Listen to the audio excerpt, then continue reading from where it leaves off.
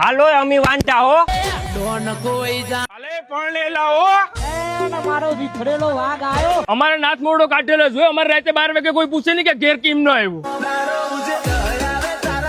12 વાગ્યા લગી રખડો ને એટલે જ વાંઢા છે. તમારા આજન માં તો ભેગું જ નહીં થાય વાંઢાઓ.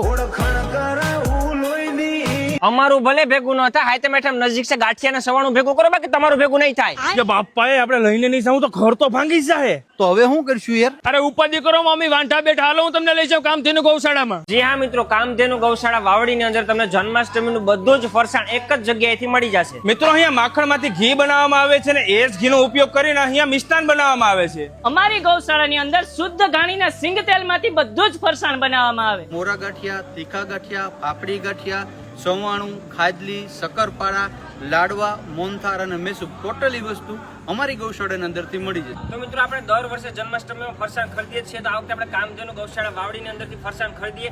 એના લીધે તમને મિત્રો સારી ગુણવત્તાવાળું ફરસાણ તો મળવાનું જ છે, પણ સાથે સાથે આમાંથી જે પણ નફો થશે બધો જ ગાયોના લાભાર્થી ઉપયોગમાં કરવામાં આવશે. તો જી હા મિત્રો, આ લેવા માટે ક્યાં આવવું પડશે? તો કે વાવડી આદરી કામધેનુ ગૌશાળાની અંદર. અને વધારે ડિટેલ માટે કોન્ટેક્ટ નંબર નીચે ડિસ્પ્લે ઉપર આપેલા છે. જય દ્વારકાધીશ, જય મા.